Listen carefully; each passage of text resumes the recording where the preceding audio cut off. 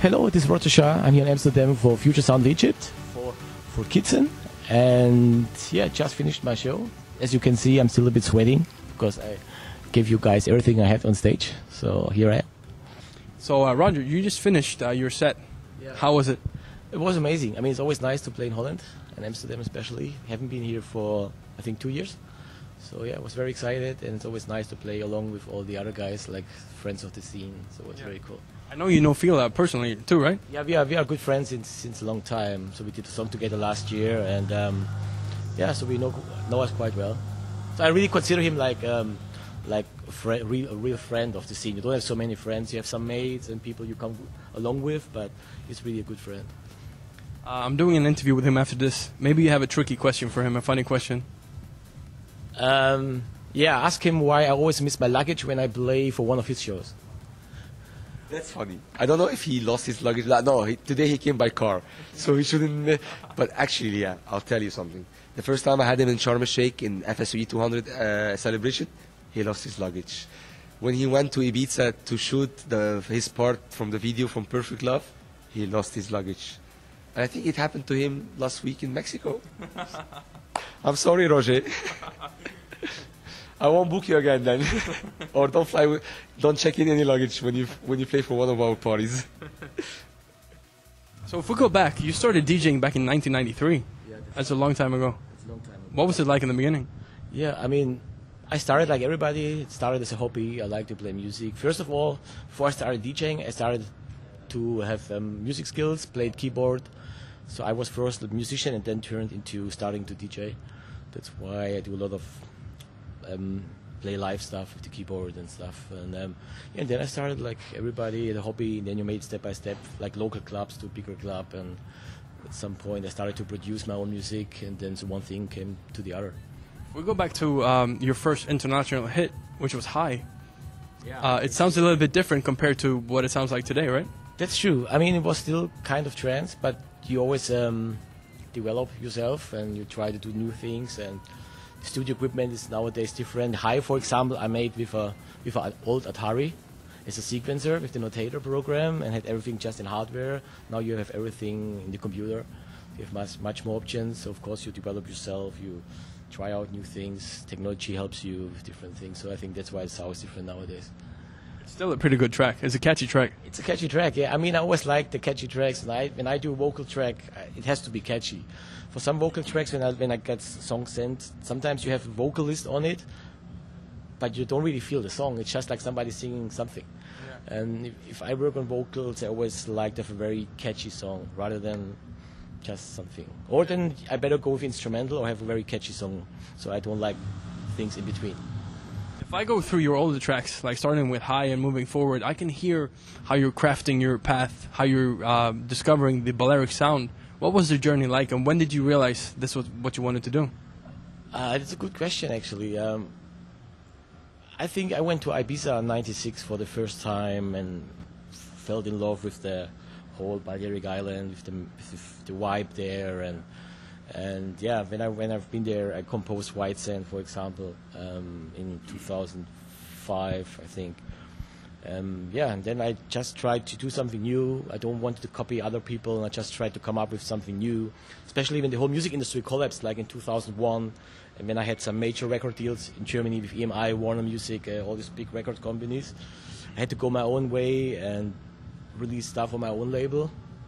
At some point, it gave me a chance just to do what I love to do or what I feel, instead of having somebody like a big A&R manager telling you should do something in this direction, that direction, because it's selling records. And I think this helped me a lot to develop my own sound, and yeah, everything started to become bigger from there, actually. I know White Sands got signed by accident, right? Sorry? White Sands got signed by accident or by coincidence, right? It got signed by coincidence. I just signed to a track to Armada, which was my collaboration with Jan Johnston. And when I gave Armin like the final master, the same week I just recorded another track, which was White Sand. Even had no name for it. I just copied it on the CD. And when he had to listen to it, he asked me, "What's the last track on the CD? It doesn't sound like the other tracks." I said, "No, it's just something new. I don't know." And he told me like he wanted to sign it too, and this was like the birthday of Sunlounger. So I just checked in a magazine about I need a new name, new project, and then I saw some advertisement about Sunloungers, and I thought Sunlounger is a very cool name for that type of vibe. And yeah, this was the birthday of Sunlounger actually. So this is when you found the sound, like when you finished White Sands is when you found the sound of your new Balearic style. Yeah, I mean, I wanted to do like more like a tribal housey track because I like different types of genres. Technically, White Sand is a tribal house track with a breakdown and a guitar melody. I had no idea when I did this track that people considered it as like one of the biggest trance track in that year. I think it was one of the biggest record seller for Armada. And then it became like the theme in Mexico for the World Cup 2006. Yeah, so sometimes you just put out some music and you never know what's going to happen. The brand new Sunlounger album, Balearic Beauty, is about to be released. Yeah, how does it feel right now? It feels amazing because it's the first album since about 3 years. I put a lot of effort into it, took my time, and I went back to the original Balearic sound from when I started. While as Roger Shah, I want to try different stuff. I don't want to limit myself into one genre because I like different things. I like orchestra, I compose orchestra, I like rock-influenced music, and then of course all types of EDM. But when I went and started to work on Sunlounger, I just wanted to give my real fans like a real Balearic album again. That's why I even called it Balearic Beauty and went back to all the guitars and beautiful melodies and created that type of atmosphere again. So I'm really pleased with the result, and already when I see the comments, I really appreciate it, that people appreciate it, that they really like it, that in a time where a lot of people go into more noisy electro sound, I went back to my real Balearic trance sound. I like the sound of this. How is this Balearic Beauty sounding compared to the others? I mean, I think it sounds. I tried actually to go in the direction of the very first Sunlounger album, which was Another Day on the Terrace, which went to #1 on iTunes in Holland in general charts. This was, I think, even one of the first, even the first #1 Armada had at that time. So yeah, I wanted to do an album just to listen. Like a chill versions, but even CD2 with the 4 to the floor is still very relaxed to listen on the beach. I think the way the tracks are right now, there's even not one track on the album with the original version I can play in my sets. That means I have to do reworks to make it fit into my current sound when I play live. Yeah. The opening tracks have always played a big part of the series, the Sunlounger series. How big part? I mean, I think if you do an opening track, you give like a very first impression to the listener. So that's why I think it's very important to start with a strong or catchy track, or even it doesn't mean it needs to be very strong or catchy. I think what I always try to do is when somebody is listening, when somebody puts a CD, like a Sunlounger CD in a CD player, and press play, as soon as it starts, I think I want to get the listener on the Magic Island, listen to Sunlounger, knowing, yeah, that's Sunlounger, even from the first second of the album. Yeah. That's why I think it's important to have this vibe and have a very, very strong or very unique opening track. What's your favorite track on the album, and why, more importantly? Oh, this is a good question. Actually, I mean, I always say like all those tracks are like my children's. I created them, made them from scratch. I don't really have a favorite. I think some tracks, like the guitar tracks, are more bringing the atmosphere to the people. Same time, I think I have some tracks like with Jace or even Susi DeVecchio, who's a superstar in Mexico, or even Andrea Badoy, which will be the first single on the album. All the tracks are very diverse. I wanted to bring a little bit of world music to the album. That's why I had like a South African singer, Caribbean singer, a Mexican singer. Then of course Jess, she's like big star. So I wanted to have all these different vocalists to bring a different vibe to the album. For me, it was very important. So that's why it's hard for me to say like this is my favorite track. How did you get in touch with Chase with Surrender? Because that's a really outstanding track on the album. I have an artist called Kim Swert. He's from Sweden. I signed him to Magic Island with this track. So the track was also featured on the last Magic Island album. It's called When the Sun Goes Down. I also played it tonight. And there I discovered this amazing singer. So I just asked him if he's interested to do collaboration with me as well. And yeah, he sent me a couple of ideas, and then I really liked one song which he already wrote.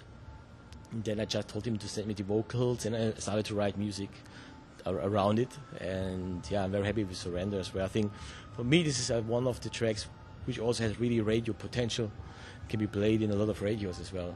Hey guys, Chase here. I just wanted to make this little video here to talk to you guys about the track that I just collaborated with Roger Shah on, called Surrender.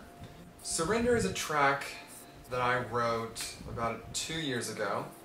I wrote it about a bad relationship experience. Kind of when you're in a relationship and the relationship ends and it seems like the other person's able to get over the relationship so much easier than you are. You're in the corner all depressed, crying, and all you want is just that for that person to throw their hands up and surrender and, you know, admit that they remember you and they thought about you and that it wasn't as easy as they made it look.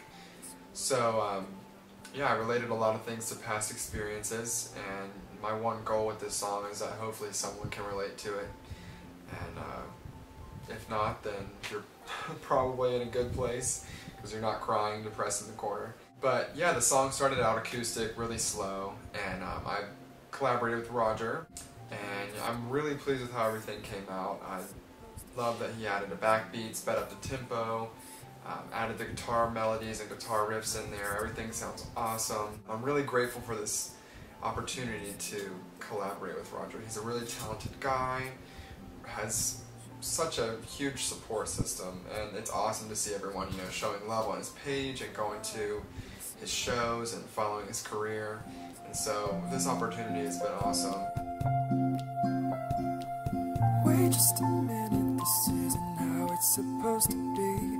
So many things we never said, the things we never got to see. Wait just a minute, this isn't how it's supposed to end.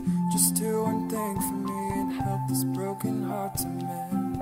Put your hands up, put your hands up, put your hands up and surrender. Put your hands up, put your hands up, put your hands up